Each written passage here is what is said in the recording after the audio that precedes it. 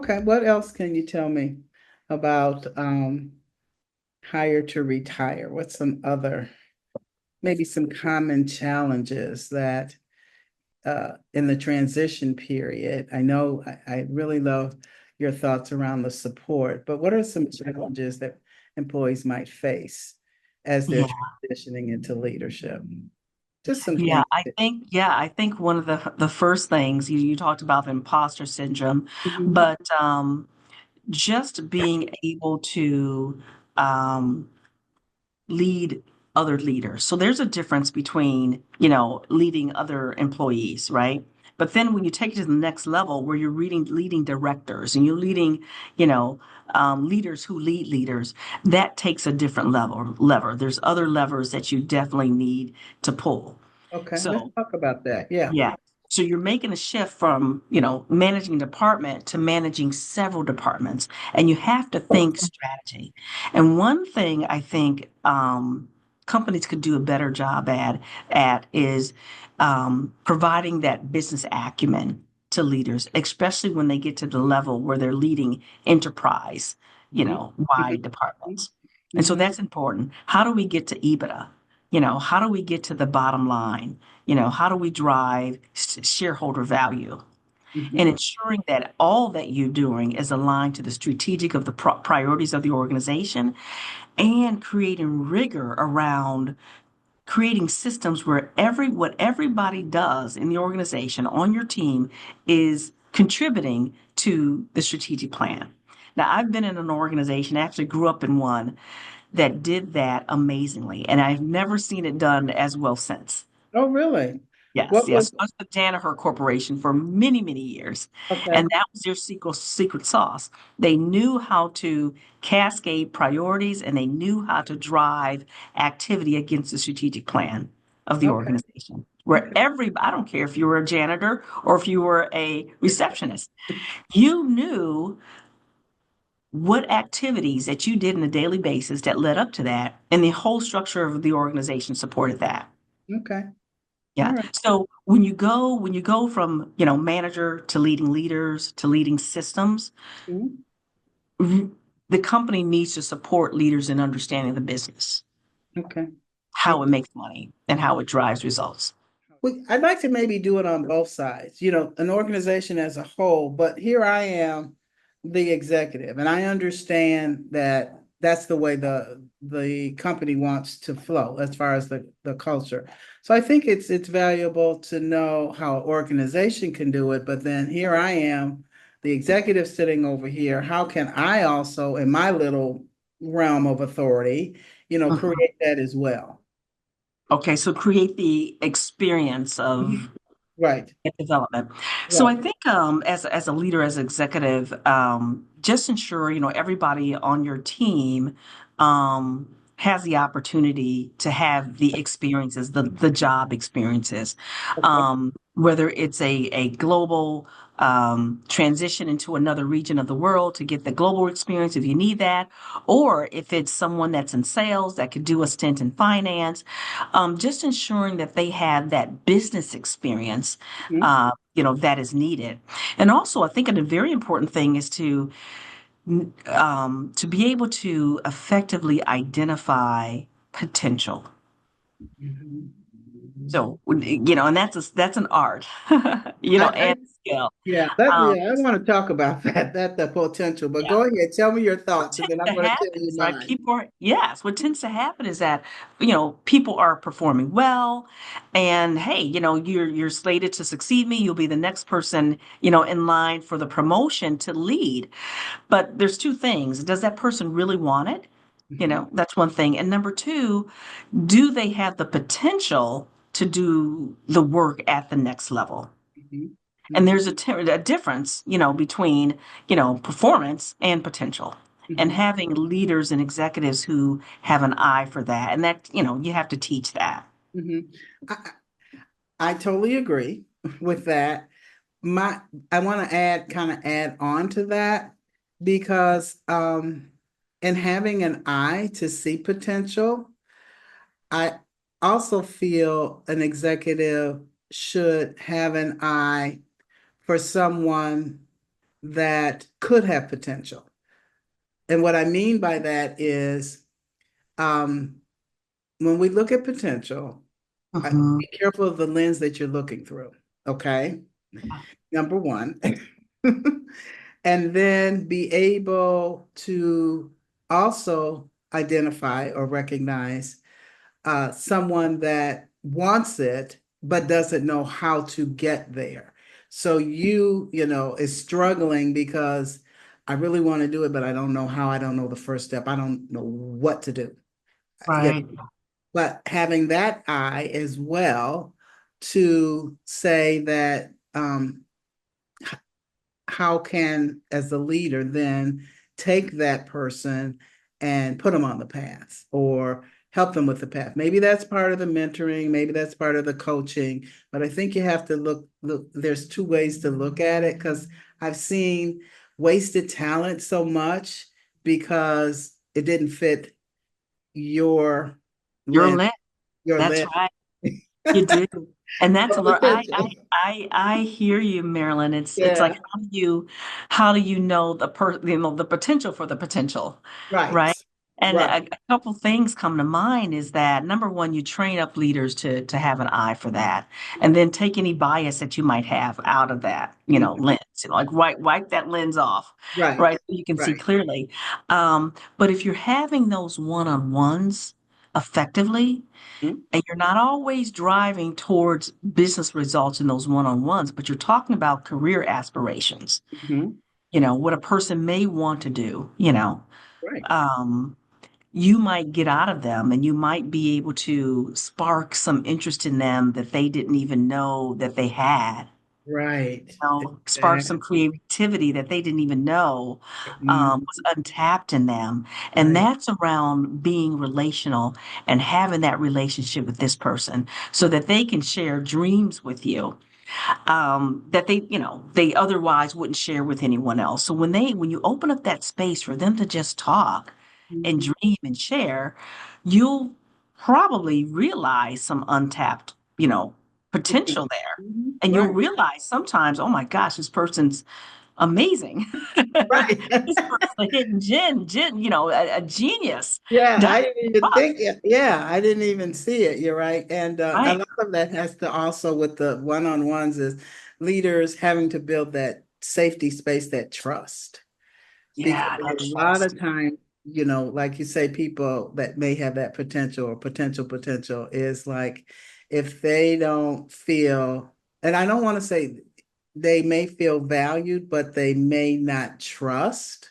Mm, Okay, they may not have full trust that I can express myself or, like you say, that leader has to be able to see it and be able to have that bonding trust with that person in order to take them there or go there with them. So, one-on-ones are effective.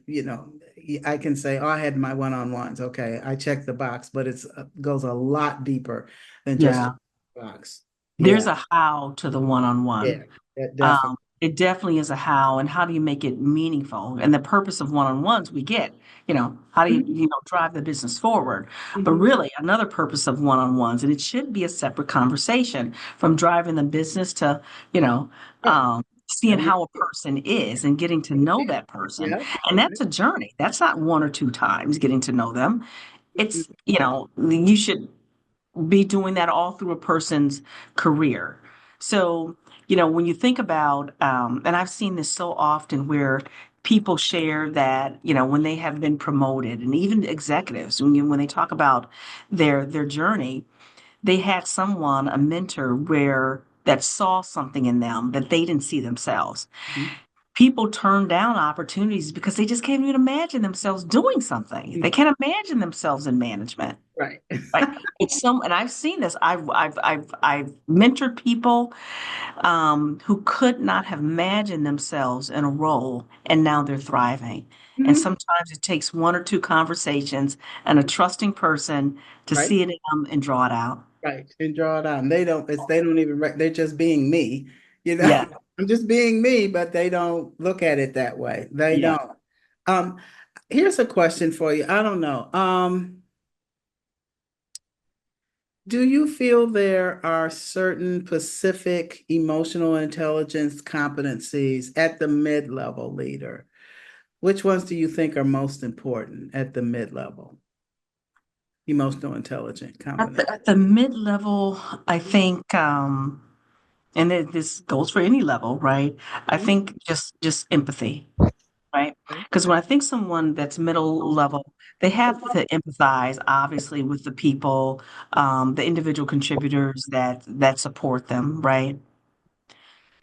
But you also need to have empathy for executives that are above you. Okay. Yeah, Say a little yeah. more. And what that means is understand that they have a lot going on, understand that they need to drive the business, and there's a lot at stake for them. So if I'm in the middle, right, I have empathy for my senior vice president that is going through a lot of change, etc. So I am thoughtful about how I use my time with that person. Okay. I'm thoughtful about the work that I do, ensuring that it drives to their strategy, drives their strategy as well. So I'm not selfish, Okay. you know. So as much as I can, I put myself in their shoes before I write a note, and I want to write a note, right?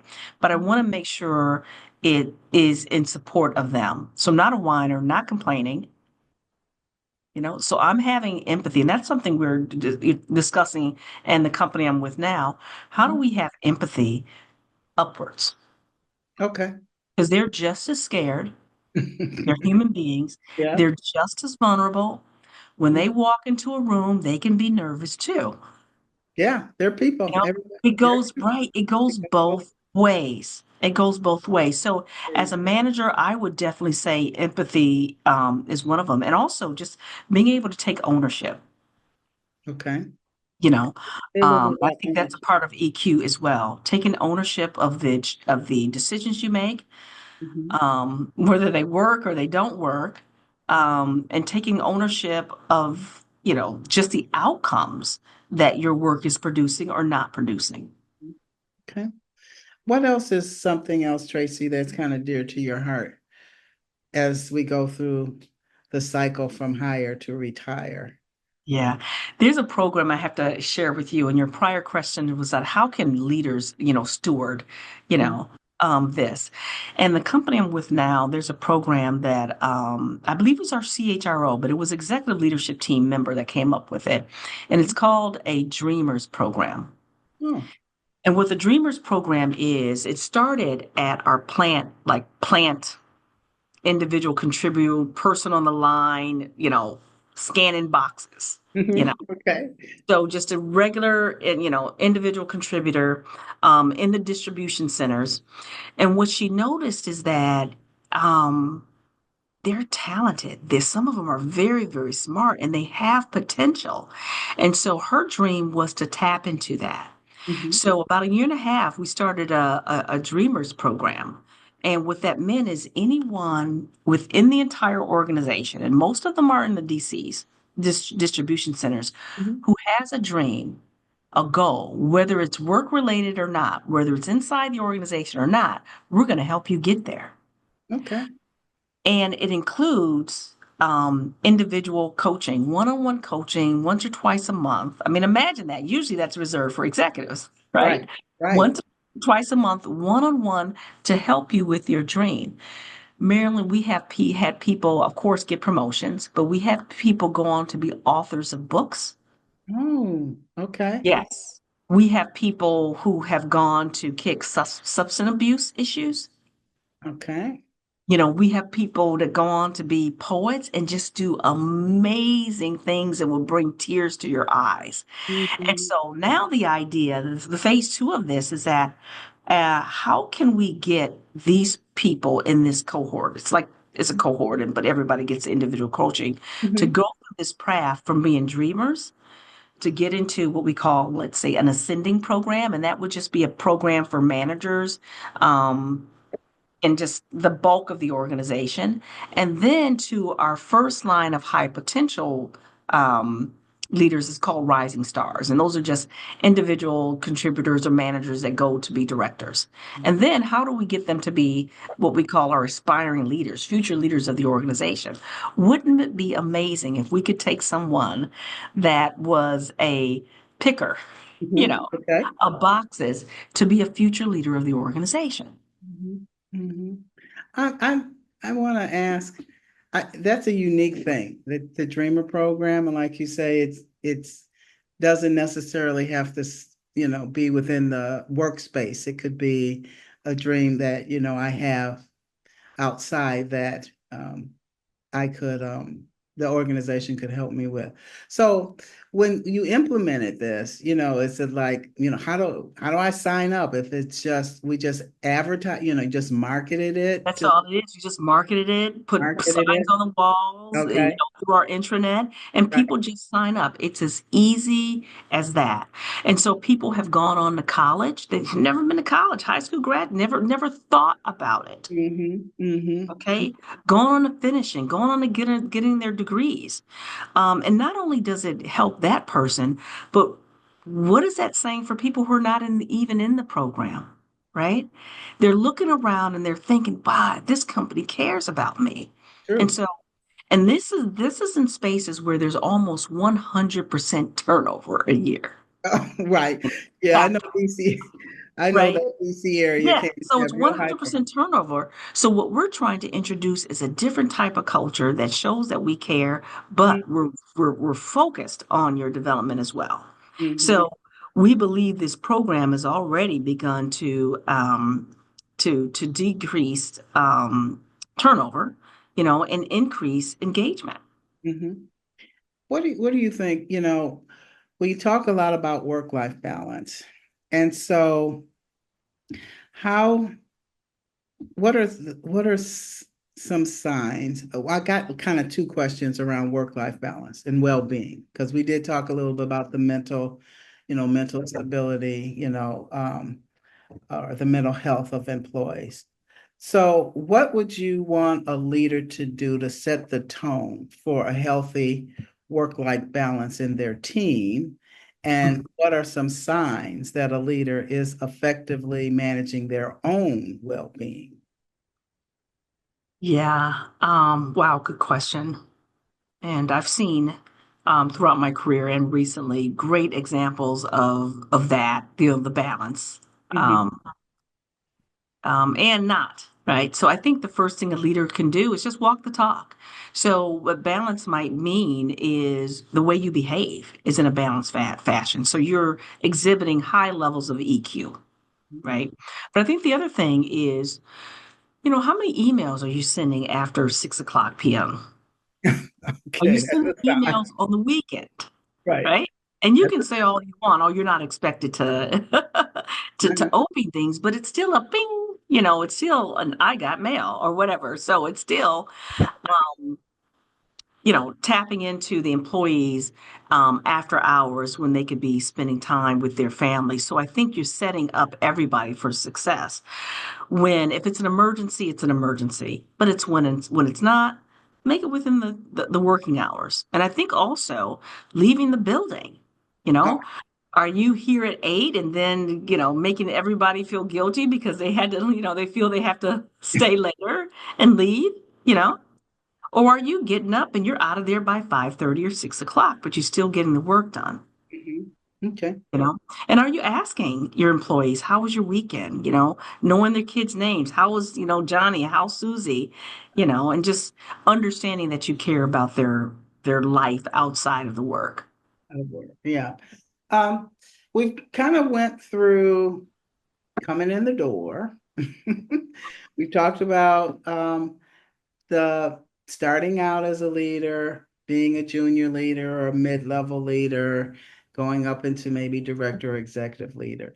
Is there anything else you want to add around that section of a career? Okay, before I move into legacy. Oh, okay. Yeah. So we're talking about, I would say more senior leaders of the organization. Is that what you're talking about? And, Well, you know what? I well, look at it. Yes, yes, the short answer is yes on that. But I also think that, you may have a mid-level leader or a director leader that doesn't maybe move into a higher executive position, but still could leave a legacy or still, Mm, you know what I'm saying? It's yeah, still the legacy. So I don't want to just leave it that it's the CEO going out the door or it's someone in the C-suite going out the door, their legacy. What about other levels in the organization, leadership? yeah. Let's talk about. And Marilyn, I've been blessed in my career to see that. I have Okay. seen people, other company I was mentioning, Uh-huh. it's like 80,000 employees, probably 100,000 now. Hmm. There were people who were on the line, who were legends when they left. Hmm. These were people, I tell you, that had high EQ. They just did it. They had Hmm. a love for people. They got their work done, but they got it done. So it's the what, they got the what done, but it's the how they did it. They Hmm. respected people at all levels of the organization and didn't have, I just call it a respect of persons, right? Right. Had healthy deference to authority, but at the same time treated everybody well. I remember a guy when he retired, he was a receptionist. This guy was phenomenal. I Hmm. mean, leaders in the organization would talk about him. I'm, Guests, when they came to the building, would talk about this guy. He was there for a long time. uh-huh. And there was one a person I know who went off and wrote a book. This guy, his name was Tom. Tom was in the book because Tom was absolutely phenomenal. When Hmm. you're in Tom's presence, you're the most important person in the world. He Hmm. exhibited very, very high Q. And that's what I've noticed is that throughout my career, people who at any level, doesn't matter, when they left, oh my goodness, there were celebrations, etc. But that's the one thing they have in common. So I think anybody could leave a legacy. And I would say that executives are looking at employees too. Hmm. I mean, have you ever seen a person that may be an individual contributor or management level deeper than you that you admired? Right. Yeah. Yeah. So if I'm a leader, how should I think about the legacy I want to leave behind? What are your thoughts if as a Yeah, leader? yeah, that's interesting. Yeah. Um, I'll just say this. I'll just be open. I don't know if we should even be thinking about what the legacy is I leave behind, That's right? fair. That's I fair. think we show up every day caring about people, caring about the people that report to you, Hmm. uh, and doing and treating people well. I mean, I think it's just that simple. Some things are just not hard.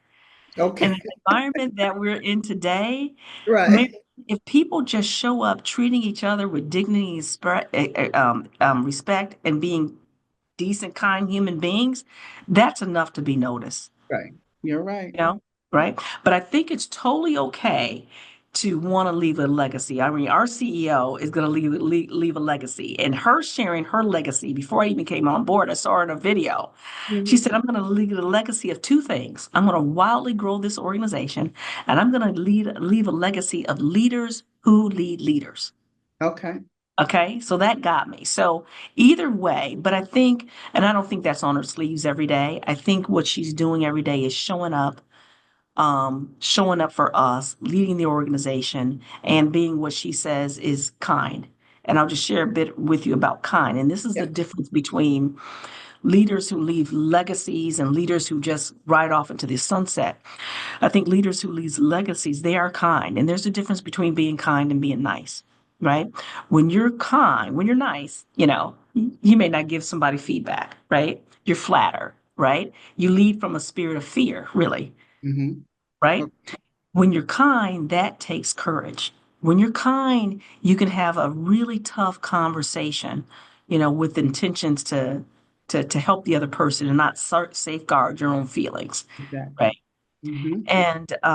And what that's what's lacking in a lot of our organizations, right? People are not getting the right type of feedback. They're flattered and flattered until they're fired, Hmm. you Right. know. So Right. so I think we want to have tough conversations. We don't always need to agree, but we can show up as, decent human being and showing kindness to each other. Okay. All right. Tracy, is there any thing else that you would like to share or with me today? Other topics you want to talk about? Well, let's see. The other thing we talked about culture, I think, early on in the discussion, Marilyn, and I think that's another thing that's really important in Okay. organizations. Whether or not you realize that you have a culture, Yes. it may be serving you or it may not be serving you. So I'll say with leaders is that our roles are to be stewards and ambassadors of the culture, Mhm. right? And when the culture is no longer fit, maybe that's the time go find another culture. Yeah. Time to. Yes, either you're stewarding the culture or you're weakening it. So you either strengthen the culture or weakening it. And so every day you get to come to work and you get to decide, how am I going to show up? Right? You Right. talk about legacy. Am I going to leave a legacy where I, helped evolve this culture or, not? Okay. The culture is important. Okay. Anything else? I can't Oh, think of it. I did have one more question about Sure. leadership. Um, as a leader, navigating the differences in the leadership approach across different generations, like the boomers, Gen X, millennials, and the Gen Zs. So, because all of these, what, 4 or 5 generations are in the workplace now. Isn't that amazing? Right. Yeah, Unbelievable. right. Never would have thought that would Uh, happen. Never But thought that would yeah. happen. And that's What? tough. Yeah, I think it's tough. I think it's hard. I'm not an expert in it at all. right. Um, but I get all sides. Um, What do you think about navigating as a leader the differences across generations? How do yeah, we it's do that? important we have to do that. I think what we do is there's opportunities. So there's opportunities to bring people together, right? One thing is in an organization is that you may not have socially a ton of things in common, right? But one thing you do have in common is that you all work at the same place. Hence, that's why culture is important. That's something that's a common ground everybody can rally around, right? Mhm. But I think, let's say those who are boomers and those who are Gen Xers, Yeah, you the know, X and the Z's, yeah, and the that Zs, that are yeah, coming in, right? yeah. So when you think about people who are more senior, boomers, um, was it Gen X? Gen X is boomers, then Gen X, then the millennials, and then Gen Zs. The Gen Zs Right. are just coming in. The millennials now, they're moving in their 40s. They're Yeah, moving into exactly. their Yeah. 40s. The Yeah. Z, So you think about the Gen Xers and the boomers, right? We right. have a responsibility, I think, to be guides, to be coaches, Hmm. but at the same time to learn. We talk about reverse mentoring. We can learn a ton from these folks. I Hmm. have one of my managers. She's she's about to finalize her PhD, and she's great at analytics, Okay. superb, and loves it. Right?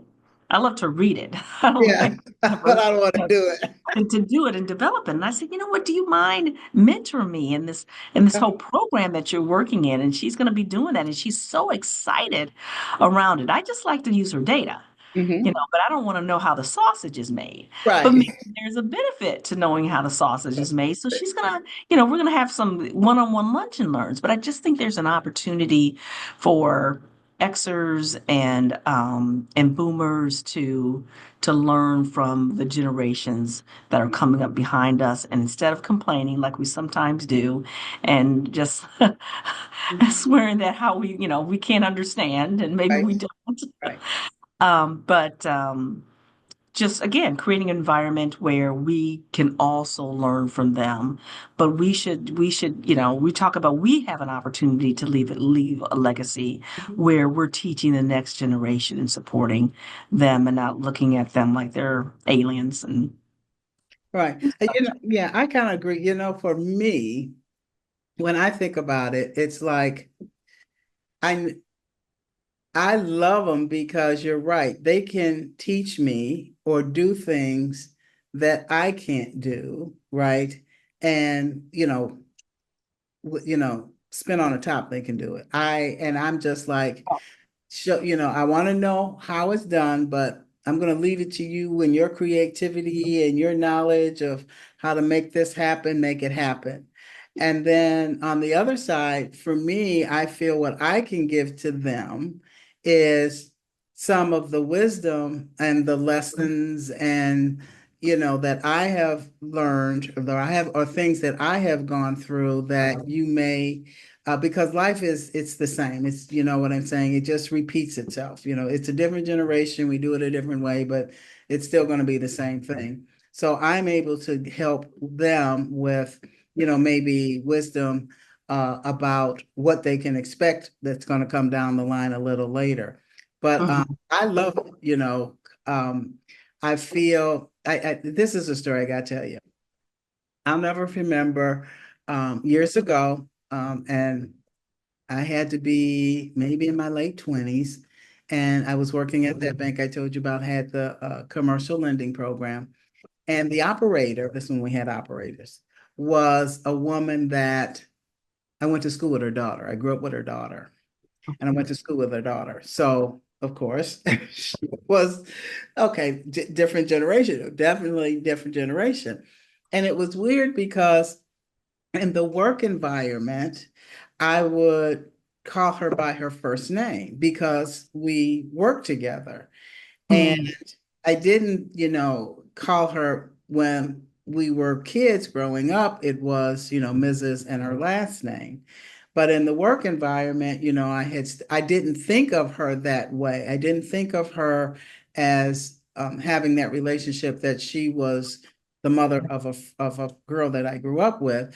We were working at the same organization, so colleagues, or if you want to say it, employees of the organization. And she had a little, at first, she kind of pushed back on that me Mm. calling her by a first name, but that was how her generation, you know, That's um, right. that's how her generation, you call a person by their first name. So we had a conversation about it and we talked about it, and it wasn't that I meant to offend her or anything, but we came together. We talked about it. I understood where she was coming from, but then she understood or got to the point that we were in a different level. It Yeah. wasn't that I was a friend of your daughter's anymore. We are co-workers in the working place. And so she got a little then she, it got to the point where she was comfortable with me calling her by her first name. Her name was Lorraine. That's what I remember. So, Mhm. now that's why I say I look at, and so it's like over time, those things don't change because that was two different generations working in the same place, two totally different generations working in the same place.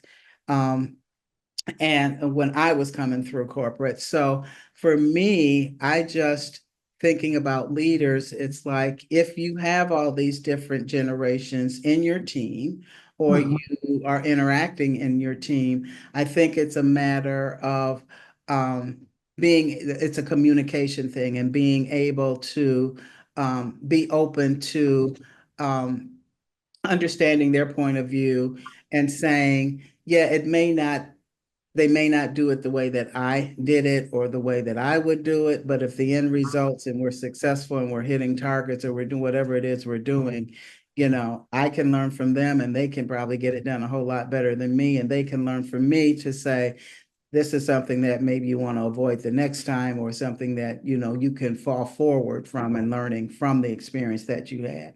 So that's why I was like, Agree. asking how leaders could approach these different generations. That Yeah, was I definitely agree. It's very different. And then it goes, back to, level of respect, I fact. think. Yeah. We Yeah. respect them, and especially us respecting them. It seems like it should be the other way around. Mhm. But we have to model the wisdom, Yes. Marilyn. I think Yes. there's so much wisdom that we have, boomers have, Xers have, millennials have that we could Mhm. pass on down, Yeah. for sure. Mhm. Um, And that goes with, I think, the balance too, the work-life Mhm. balance. Balance. Yep. There's wisdom in that. And I think we can both agree. I don't know. Mhm. When I was when I was in my 20s, I was like, go, go, go, career, all of that. And Right. I was just sharing, with the analyst. She's Right. young, she's much Uh-huh. younger. And I was saying, sharing with her, I shared with her the same thing my mentor, Uh-huh. which I don't know, yeah, he was definitely a boomer, said to me. He said, Tracy, I want you to remember something throughout your career. Never fall in love with a company Mm. and never fall in love with a city. Mm. Fall in love with people. Okay. Okay. That was years ago, Marilyn, years and Love years, it. decades Love ago. it. And he never explained to me, because he's coaching me, he never explained to me why.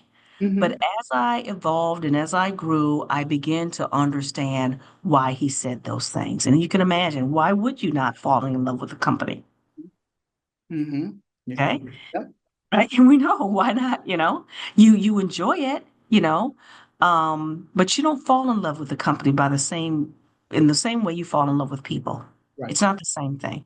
It's not. No. Yeah. Same thing with the location and city. Somebody might make you move. Right. Or That's you may true. choose to move.